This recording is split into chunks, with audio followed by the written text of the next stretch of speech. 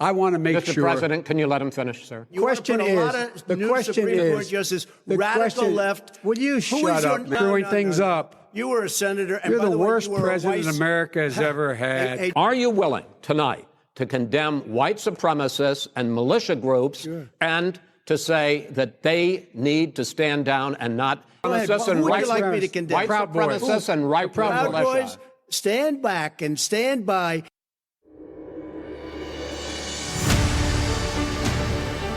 Hi, everyone, and welcome to Backstory. I'm Dana Lewis. To quote former anchorman Dan Rather after the debate, people in America need to take a shower after hearing all that. And here's what struck me. Trump has in the past and in the debate and continues after the debate to lay the groundwork to discredit the U.S. election. Because to steal a good line, he will put a bullet in the country before he gives up power. Columnist Thomas Friedman, who I know, wrote, "Our democracy is in danger, more than since the Civil War, more than after Pearl Harbor, more than during the Cuban Missile Crisis. We're seeing the greatest voter suppression enterprise ever mounted in this country, led by the President of the United States," he said. Because there are so many mail-in ballots, which typically feature Democratic voters, by the way, which won't have been counted on election night, Trump will try to claim victory. And then he'll use the Supreme Court to try to reject those ballots, and the fight could go on for months. A bipartisan open letter signed by nearly 500 national security leaders, including such noteworthy names as former defense secretaries from both parties, 2 former national security advisors, a number of past secretaries of the military service branches, and various members of the intelligence agency brass, has been written endorsing Democrat candidate Joe Biden, because they essentially fear that the nation is in peril. Here's one of them. General Chuck Boyd, retired, former Vietnam prisoner. I spent 36 years in the United States Air Force, almost 7 of those as a prisoner of war in Vietnam. Since my return, I've been a Republican, but quietly. I fervently believe that military officers should not get involved in presidential politics, even when retired. But this year is different.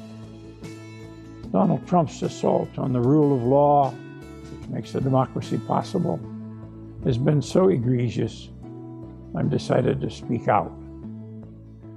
We have an alternative. If we want a working democracy in 2024, we need to vote for Joe Biden this year. On this backstory, a couple of those who signed that letter on why. Is it really that dire in the America of 2020? Let's go to California now, and Rose Gottemoeller is a distinguished lecturer at Stanford at the Center for International Security and Cooperation. Before that, Rose, you were the Deputy Secretary General of NATO. You were the Undersecretary for Arms Control Verification and Compliance, where I know you from, and the Chief Negotiator on the Strategic Arms Control Treaty, which, in case most people don't know, governs more than 90% of the weapons on the planet, nuclear weapons on the planet. Rose, you signed this letter along with about 500 former military officers, security people. It doesn't seem, and I've known you for a while, this doesn't seem like something that you would normally do. You tend to stay out of politics. That is very true, Dana. I think of myself as being a technocrat and someone who focuses on the technical details and trying to get policy right. And that's always been the way I've thought about my role. But I will also say that this is a moment where people need to step forward. And I think you will see among the military officers, the diplomats, the security specialists who've signed this letter that there are a lot of people like me, people who have felt it their duty to stay out of politics, to be the military leaders, the technocrats, but now people are saying Trump is unfit for office, and we need to do what we can do to ensure that Joe Biden is elected the next president. Why is he unfit for office? Well, there's a lot of evidence out there, the most recent being Bob Woodward's book. And for me, the most heartbreaking thing is his treatment of the coronavirus. pandemic, and how he seemed to realize way back in January how serious this was going to be. And yet he kept talking it down to the American people. He said again yesterday, we are beating this virus. We are over it. We've reached the peak. And all the experts say here in the United States that we have not reached the peak and in fact could be facing another very bad bout this winter with the flu season coming on. So, the man is really irresponsible and does not talk the truth to the American people. I was just listening to, I went down that list and looked at some of the names, and there's a lot of very impressive people on there. And I was just listening to a video that a retired General Chuck Boyd made, who was an Air Force general, and he's a former Vietnam prisoner, Republican for life. And he said, we may not, if you don't vote for Biden, have a working democracy in 2024. Now, is that melodramatic, or do you really think that's what's on the line? It's what's keeping me awake at night these days, Dana. You mentioned my long work on nuclear weapons and nuclear weapons arms control. They don't keep me awake at night because I do feel like we and the Russian Federation have worked hard over the years, Soviet Union earlier, to put these systems under control and to deter each other, to have a balance so that we are deterred from trying to strike each other, thank God, with these horrific weapons. They don't keep me awake at night.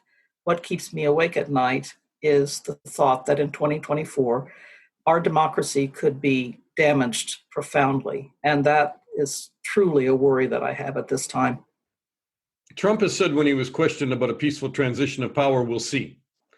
He's questioned mail-in ballots. And this sounds like a president who's bent on keeping power regardless of the election results. Or do you think the media is making too much of that? Do you think that once the numbers come in, if it's convincing, or if it takes a couple of weeks to count all the postal ballots, that, Trump's bluster will go away and he'll accept the result? Or do you think he may not? Trump is clearly a great showman, and he loves to keep the audience guessing. And so he'll always do the ultimate to keep the news cameras focused on himself, to keep the news cycle focused on himself. And I do think that's part of what is at work here. And he started it with his debates with Hillary Clinton way back in 2016. We're having our first presidential debate here tonight in the United States, and we will see how it goes. I'm very much hoping that, of course, it will go well for Joe Biden. And I think he will certainly be well prepared. But the point is, Trump will repeat these kinds of things again and again. But at the core of my concern is the fact that he has no regard for the rule of law, and he has no regard for the Constitution of the United States. So where I take comfort at the moment is in the fact that the Republican congressional leadership has stepped forward, including Mitch McConnell, who has been a great ally of Trump so far as leader in the Senate. But he has stepped forward and said, we will have a peaceful transfer of power. And I think that these are important messages and give some comfort. But still, the bottom line is Trump does not believe in the Constitution or the rule of law. I'm shaking my head that I'm even asking you about it, because I would interview you in Moscow before at the Carnegie Center, and we would talk about Russia's democracy and ballot stuffing and were the elections real and would Putin, give up the vertical power. And suddenly we're talking about it in America. What does that say about the center, the system, that you can have a president in there who maybe we've never encountered a personality like this before. I think that's fair to say. Is the personality strong enough to derail the system? I thought the checks and balances in American democracy were so much stronger. It's shocking, isn't it, how quickly we could come to look like Putin's Russia, or some here, even in the United States, are recollecting the 1930s in Germany. I won't go that far. I do think that our system of checks and balances has a strength to it that now will have to prove itself. There's just no question about it, which is, again, why I take comfort from the strong words that are coming from Capitol Hill from our congressional leaders, including on the Republican side. And of course, our court, the Supreme Court, is keeping quiet about this. That's right and proper. And the fact that, Trump is working hard to put his appointees on the court and to make sure that there is a majority of a more conservative hue. But nevertheless, I do believe that the court would stand up for U.S. constitutional prerogatives as well. And the appointee who has been put forward by President Trump is one who says that she takes a very strict reading of the Constitution. So I would hope, even if she should be already on the bench at the time of such a crisis in January, that in fact she too would be standing up strongly on behalf of the Constitution. I hope you're right, Rose. I mean, it's startling to me that we could have chaos on election night with two different candidates for the presidency claiming that they were the winners, and some kind of stalemate that could go on for weeks and potentially a month or two. I think the experts have been right, Dana, to underscore the importance of not focusing on election night per se, because of the fact, and it's right and proper with all the pandemic raging in different parts of the United States, including in the Midwest these days, which was spared earlier, but now sadly is suffering its own share of hot spots in my own state of Ohio and up in the upper Midwest and Wisconsin and so forth. So people don't want to go out and vote in that environment. Exactly. They want to be safe. They want to cast their ballot by mail, and that is right and proper. The president himself casts his ballot by mail in Florida. And so I think it will be important that people do not either panic or rush to judgment on Election Day, but wait and let the ballots be counted. It could be several days afterwards. This is normal enough, and I've seen it across the democracies in Europe now as mail-in voting and other forms of voting have taken place during this pandemic, that sometimes the word is not there on the actual election day. It takes a few more days or maybe a week. But in any event, that's the message that's coming through clearly from the experts here. Don't focus so much on Election Day. We may not know for several days or a week or maybe 2 weeks who actually will be the president of the United States. As a great, watcher of history and politics, political science, here's a media question for you. What should the media, people like me, what should we be doing on election night? Because if it's clear the results are unclear, we shouldn't be carrying claims to victory, or should we? Well, far be it from me to advise the media go ahead. what to do, but I would just take that same caution that I just articulated. That is that it will be important to see carefully how many votes have actually been counted, not how many votes have been cast by the time we reach midnight on November 3rd, and then say, all right, let's stand back and wait and see where the final vote comes in. It will be very unsatisfying for the media, I know. And I have heard several express frustration here in the United States that it's not going to be the same kind of cliffhanger on election night that everybody loves because the ratings are so great. But I think it will be important to let the process unfold, and it will take some time. A couple of quick questions, and then I'll let you go. In your role at NATO, you no doubt have been to these moving ceremonies in Normandy and in France for World War I and World War II. Do you believe the reports in the Atlantic that Trump, when he was supposed to go to a memorial service in 2018, said, "I'm not going to go and honor those losers"? Oh, Dana, it's so hard to believe that because they're such horrible remarks. But I will say I was at NATO at that time. It was the 100th anniversary of the end of World War II in 2018. I was the Deputy Secretary General of NATO. All of us, the leaders of NATO, both civilian and military, were fanning out because there were many, many ceremonies. And Belgium is, right at the heart of where World War I was fought. And so it still is a living event for many Belgians and for many Belgian cities. So we were really doing everything we could to represent NATO across these ceremonies. So every one of them was wrenching and really made you realize how great the toll of this war for the countries of Europe. And then when I heard that Trump wouldn't go to the ceremony because he would have to drive in the rain and it would be raining, I was shocked. I thought, really? So I don't know if he made those remarks. I cannot tell that. But I will tell you that I was very shocked at the time that the President of the United States would let a little rain deter him from paying honor to the dead in France. So I was very shocked indeed. And he paid a price. He got a lot of bad publicity out of that. And so that's what he pays attention to. The next day he did head off to another ceremony to try, I think, to make amends. But to my mind, it was too late. He'd already showed that he had no concern or regard for those who had suffered.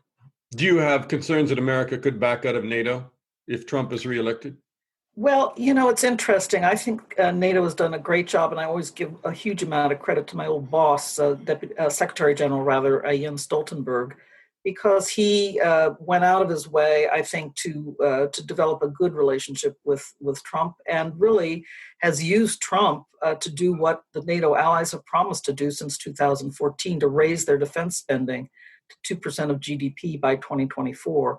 But And Trump so is known for ripping up agreements, whether it be the START treaty or whether it be agreements with Russia or and NATO. I mean, yes, he's put pressure on them, but some people feel he could back out of the support for NATO. I mean, and in America is no doubt the strongest pillar.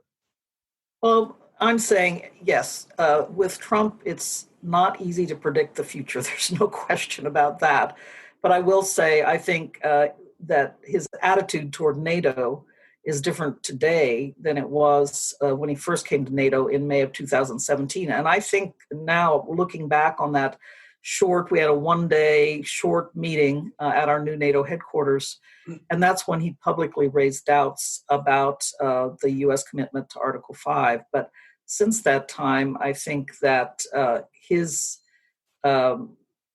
role in raising the defense expenditures in NATO countries has made him feel that, this is something I won on. So I don't think he has the same attitude today as he had back in 2017. We will see if I'm right or not, but I do know that I could see that his attitude was changing. For example, we were in Washington in April in 2019 to commemorate the 75th anniversary of NATO's establishment, 70th anniversary rather, forgive me. And, Trump received the leadership of NATO in the Oval Office, Jens Stoltenberg. And yeah, he was, as usual, rough in his criticism, but he was feeling also proud that he'd gotten NATO to pay up. Maybe he understands the alliance a bit better than he did when he first came to office. Rose Gottemoeller, thank you so much. You're always generous with your time, Rose. I really appreciate it. My pleasure, Dana. Good to see you. Good to see you. Will you commit here today for a peaceful transferal of power after the election? Well, we're going to have to see what happens. You know that I've been complaining very strongly about the ballots, and the ballots are a disaster. I understand that, but people are rioting. Do you commit to making sure that there's a peaceful transferal of power? We want to get rid of the ballots, and we'll have a very peaceful. There won't be a transfer, frankly. There'll be a continuation. All right, Loree Sutton is a retired brigadier general in the U.S. Army. She was the Army's highest-ranking psychiatrist and also commissioner of New York City's Department of Veteran Services, and she is also a candidate for the mayor of New York. Hi, Loree. Hi, Dana. Good morning. Good morning. And you'll have to tell me, when is the election in New York for the mayor? Is that 2021? That's 2021. The Democratic primary is on June 23rd, with the general then following in November. But New York City politics being what they are, the primary is really the main event. All right. Tell me, why did you sign this letter saying vote for Biden? What's the idea of ex-military people who normally do not endorse political candidates doing just that? These are not ordinary times. And I actually, as a career military officer, I've been studiously nonpartisan, apolitical my entire life. I was always a registered independent. And I I feel very strongly in this moment, in this time, we have to stand up. We have to stand up, and we have to take stands that wake up Americans, that point to all of the erosions in our institutions, and all of the provisions, the bulwarks of democracy, which I think are at risk here. And so for me to sign up on that letter, it was a very important statement. I wanted my name to be heard, that this is a time for ordinary people to stand up during this extraordinary time and let their views be known. It's extraordinary to me, watching this from overseas in London, that so many Americans are talking about the threat to democracy. I mean, I have spent my life covering elections in places like Belarus and Russia and Afghanistan and civil wars. And the idea that you're actually talking about it in the American homeland, that your democracy is at threat, is astounding to me. Do you think that there's some melodramatic notion in there, or do you actually fundamentally believe that the democratic process is on the rails?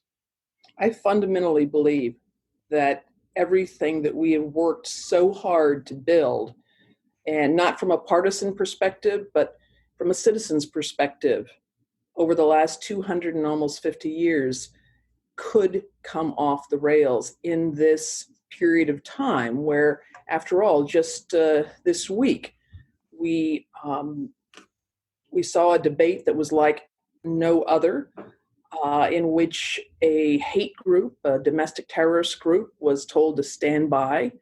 We have seen time after time elected officials, both in Congress as well as across the country, who have gone back on basic positions that they held, basic standards of decency. Well, I mean, the whole issue right now seems to be mail-in ballots. I mean, in addition to, Trump firing up militia groups and people who he should be absolutely denouncing and distancing himself from, and I'll ask you that. But right now, he seems to be laying the groundwork for saying that the mail-in ballots, which everybody is relying on, and you're a doctor, would know because of COVID-19, there are going to be a lot of them, and he is going to try to discount them on election night. I mean, that's election chaos. Well, it's very clear. And I think that we will continue over these next 4 weeks, we will continue to see the seeds of that chaos and that effort to plant seeds of doubt in the minds of Americans as to whether or not their vote will count. And if they do go to vote in person, whether or not they will encounter resistance or intimidation at the poll station. General Chuck Boyd, a retired former Vietnam prisoner, is one of the people who signed that letter. He's always voted Republican. And I was watching his video where he talked about that if you don't vote against Trump now, you may not, quote, have a working democracy in 2024, unquote. These are the judgments of seasoned leaders, as you said. These are not political ploys. They're not. This is not an action, certainly, that I or any of the people on that list took with any intention of scoring points or somehow gaining personal advantage or stirring up controversy. It's a time to stand up and be counted. And I think that's what you saw from that list, is very serious people recognizing the gravity of this situation and deciding to take action.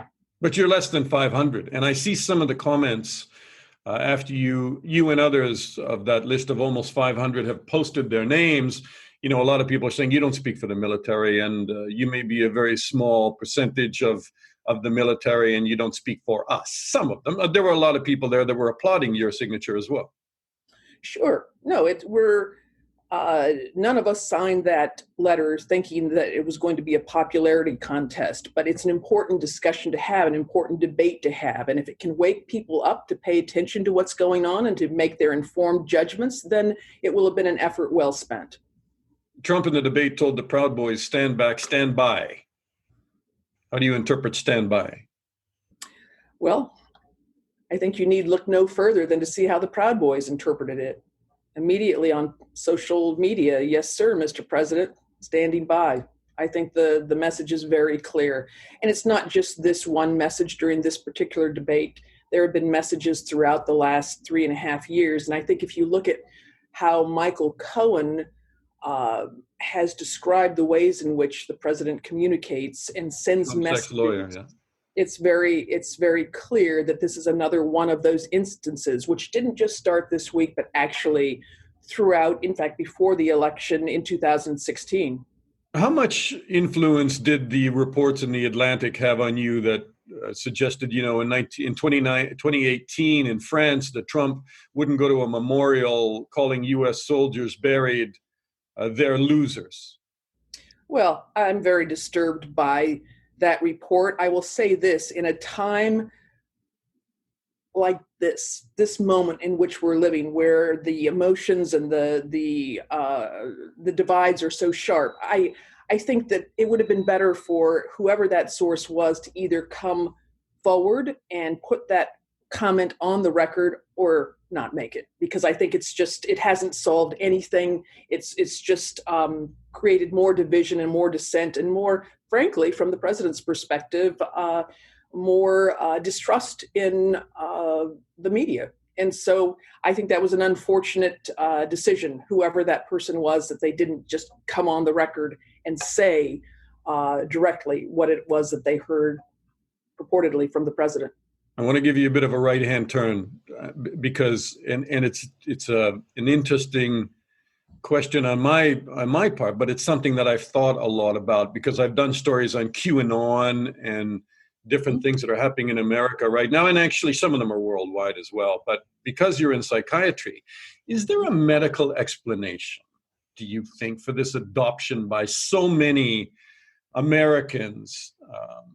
Almost a kind of paranoia, maybe because they've been locked down in COVID-19, that mainstream media is the enemy.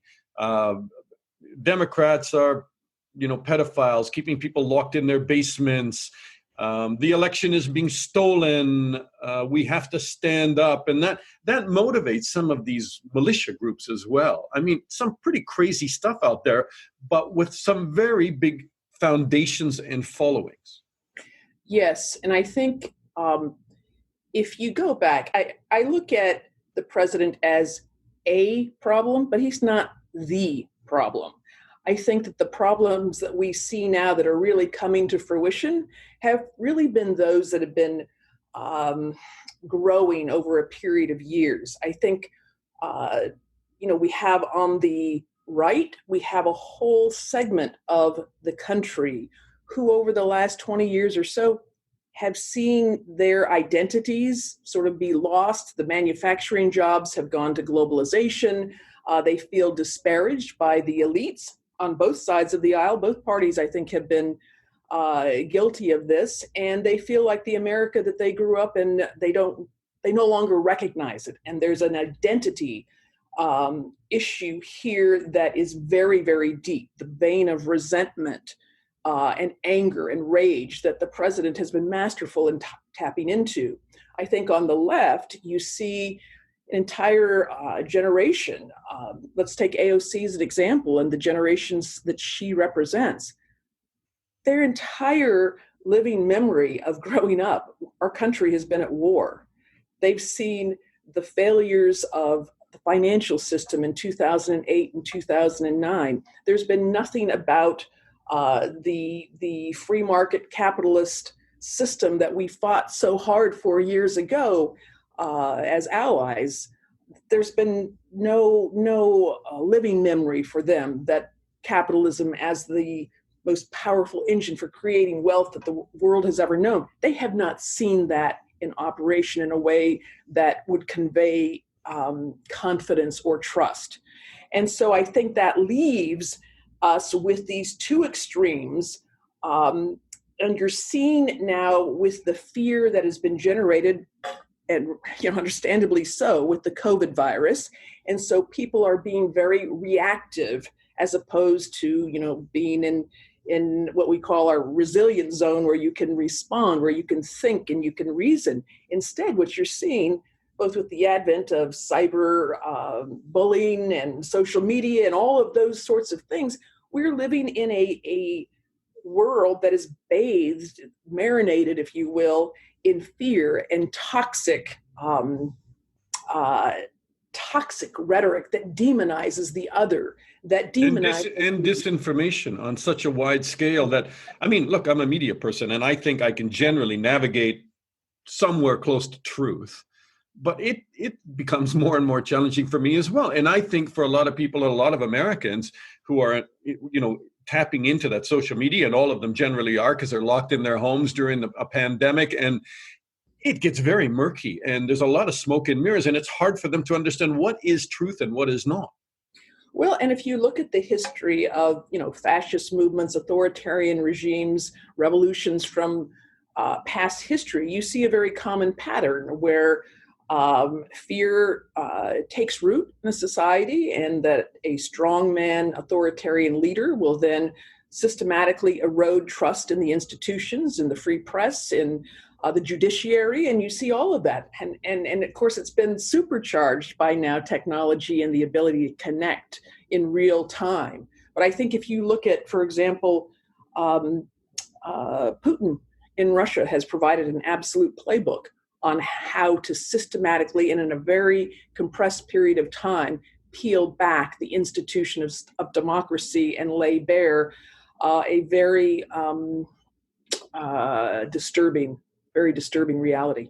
Well, the KGB is very good at that, and I don't think they ever had a really good planted democracy, and they kind of looked to the American model. And now a lot of countries that have looked towards American democracy as the model are beginning to question all of that. But coming back to history and those leaders who have taken advantage of that confusion and disinformation, and I mean, you're pretty well saying that President Trump is doing that he is laying those seeds, and he is also trying to reap the rewards of that.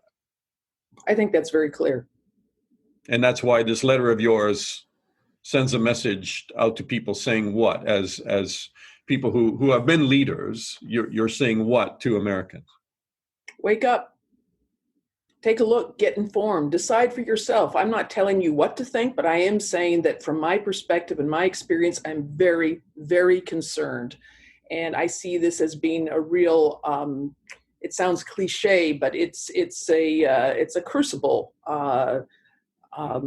crossroads for us as a country. And part of the reason, Dana, that I'm running for mayor is that as I have seen these factors and these conditions and these dynamics take root over the last several years, particularly dating back to 2018, where the political system in our country, our city at least, with AOC's victory, just really tore the existing status quo apart. And I watched as career politicians ran for the far left, trying to curry favor with the DSA, the Democratic Socialist. I saw the rhetoric take on a very charged, cruel, mean, and demeaning tone of demonizing entire industries, of demeaning wealth and the wealthy.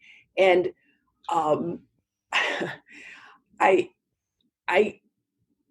I kept asking myself, as I saw conditions then on the street with increased violence and the seriously mentally ill and all of these factors coming together, and this was even before the pandemic, I said, where's the leadership going to come from that can unify our city and lift us up and move us forward? And I didn't see it. And my bedrock conviction, Dana, is that as our city, as New York City goes, so goes much of our country. And as our country goes, so goes much of our world. And so I feel a distinct call to duty, call to action to apply every bit of the leadership and the experience that I've gained over the decades since I first started out as a second lieutenant in the Army. And I'm bringing that to bear and giving New Yorkers a choice. Well, I know brigadier generals and former brigadier generals can move mountains. I've been around them in Afghanistan and Iraq, so I don't underestimate you in any way. But I would just final question to you, and that would be: is there a path back to a more civil America after this election, whether Trump wins or Biden wins, and both sides cry foul, and it may be fought in the courts for weeks and potentially months? And it could be fought in the street even, and at polling stations. What is the road back to kind of, a more healthy America and democracy? I think there is a road back. If the president is reelected, I think the message is very clear that the nation will have spoken in favor of law and order, of bringing back safety and security to our streets, to our neighborhoods, to our schools, to our workplaces. If Vice President Biden wins, then we'll be in for another set of challenges. But I will work to bring people together, to find the areas where we can agree on, and that's great. Have to be able to come together with respect. I guess that's what I would, as much as anything, want to bring back to the public domain, into the marketplace of ideas, and to this incredible city that right now is really, really struggling, in search of a champion, in search of a leader who will put the city first. And that's what my life of leadership has been as a career public servant, and as someone who has led in combat, someone who has led during times of extreme life and death circumstances. This is a time, Dana, where our career politicians, many of them just simply lack the capacity to lead in times of life and death crisis. They've never had to do that before. The best of them do have a set of core values which they apply to their personal lives and apply to their professional decisions in public life. But for those who lack that core set of values and convictions, if your lens in leadership has always been the lens of politics, you are woefully unprepared and inept and incapable to lead under these circumstances. Loree Sutton, great to talk to you. Thank you so much.